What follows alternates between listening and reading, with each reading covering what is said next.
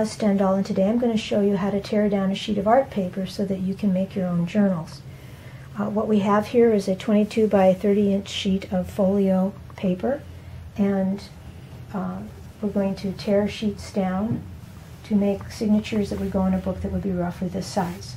There are different ways that you can tear a sheet down to make different sizes of books, and I talk about that on my blog, rozwoundup.typepad.com. Our goal is to tear and tear again until we have pieces that are this big, and when we do this final fold, it folds with the grain of the parent sheet, or the large sheet. Step one is to determine the grain direction of your paper that you're tearing down, and instructions for that are also on my blog. The grain direction for this piece of folio, which is 22 by 30 inches, is with the 30-inch side. So the grain is running this way on the sheet. Our final fold needs to fall in that direction. The first thing we're going to do is we're going to fold the paper over in half and butt the edges together. The more you do this, especially if you have a cut edge on your paper, your fingers will feel things locking into place. I should have mentioned earlier that you want to make sure your hands are clean when you do this so that you don't get oil from your fingers onto your paper. Also want to keep your fingers up on the fingertips, or if you have fingernails, lightly on the fingernails, so that you mar the paper as little as possible. Taking your bone folder, after you've aligned your pieces together, you're going to come down to the bottom and you're going to push up and out, and that pushes all the fullness out that way. You're going to push down as hard as you can with the edge of your bone folder, as you saw me do. You're going to come back one time more if you don't think you got a strong enough crease. Don't go back and forth multiple times beyond that because you'll shine the paper. On a smaller piece, which you'll see later in this video, I'm just doing a little insert here to give you another view of that first fold. I'm lining my paper up together, the edges together. I'm pushing down with the bone folder and pushing up and out, and then I'm pushing down and out again. So I just wanted you to see that. We're now going to tear this fold, and one of the things I'll ask you or point out to you is that we can see here that the paper is beginning to crack on this fold, and this is against the grain, and so we would expect a lot of that to happen on that fold. You're going to take your bone folder and you're going to insert it into your fold like this. You want the angle of the bone folder and the paper to be an obtuse angle greater than 90 degrees. One of the things I found is that when people do it at 90 degrees, or if they happen to get torqued up around here and do it less than that, they're always stopping and they're starting to push the paper in little swirls and they're getting hung up. So always have it at an open angle. The other thing that you want to notice is that your thumb is on top, your 3 or 4 fingers are underneath, and the bone folder is slightly elevated at the leading edge and down at this side. The tip has to remain in a more or less neutral position, which you won't be able to see because it'll be hidden in here. But you need to be able to feel that. If you feel that you're running this along the table, you need to compensate and hold it more neutrally in the middle of these two pieces of paper, because what you're doing is you're actually impressing a line on the paper as you tear, and you don't want to do that. So here we go. We're going to insert this here, and we're going to push up and out like that, up and out, and there is going to be some resistance. It looks like I'm sawing, but I'm not sawing. I'm repositioning and pushing up and out, repositioning, pushing up and out, repositioning, pushing up and out. And then you're going to work your way, moving your hand up to steady yourself. You're going to work your way all the way up to the top of the page. Now, you want to keep the point inside the pages and always work with the flat edge of the bone folder. As you can see, we now have 2 pieces of paper, or 2 half sheets. We're going to take them, we've turned them landscape orientation. We know from the way we were before that this time we're now going to be, when we fold like this, we're going to be tearing with the grain. So it should tear a little easier. Although with this heavy weight of paper, you might not notice that much ease. We're going to line these up again.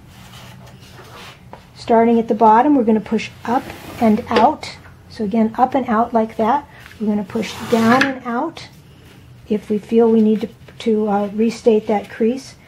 We're then going to insert the bone folder, as I showed before, thumb on top, fingers at the bottom, raised edge here, point always staying in the fold, and we're going to push up and out. You can move this hand up like that to steady yourself. You're not sawing the paper. And I just wanted to re-emphasize a couple of things. You don't want to be ever tearing like this, because as you can see, when I tear it at 90 degrees, I start to tear into the live area of the paper. If that happens, well, first of all, it's going to look really ugly, but you want to stop as soon as you notice that. I suggest that you flip your sheet over and you start from the other corner, and then the two tears will meet nicely there.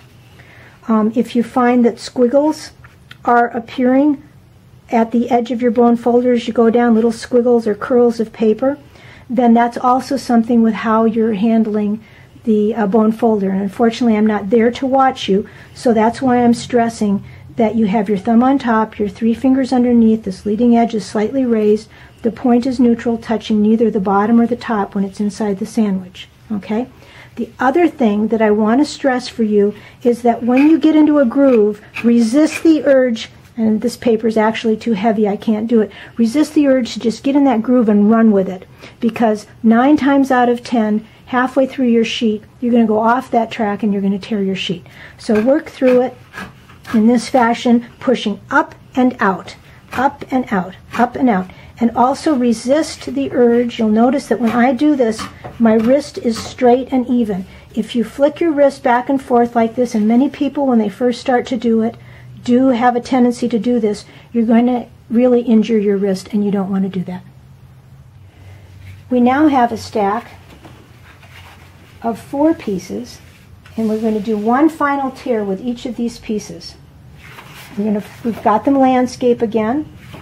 We're going to fold here, and this time we're going to be tearing again against the grain. We're going to fold it here like this. We're going to push up and out, push back down to restate that crease, insert the bone folder, and we're going to push up and out.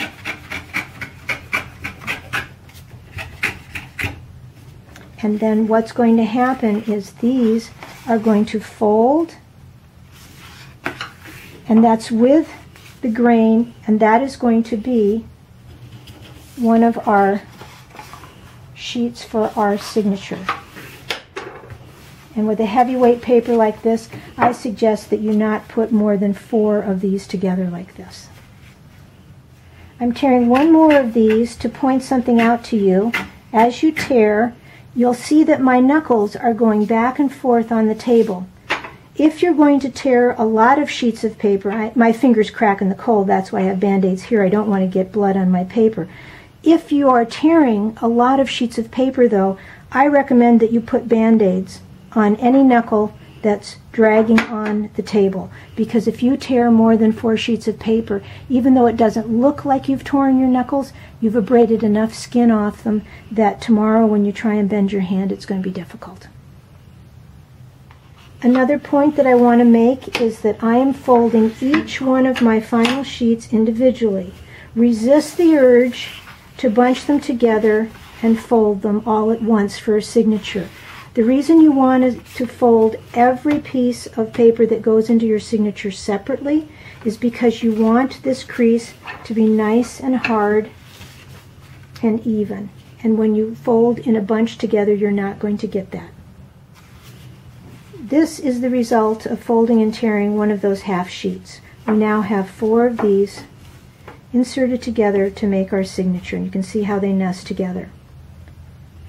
One of the things that you might want to do is tear a bunch of sheets of paper down on one evening, knock them up on the bottom like this so that they're even, and they will jut out like this because of the natural fold of the paper, and that's what we're wanting.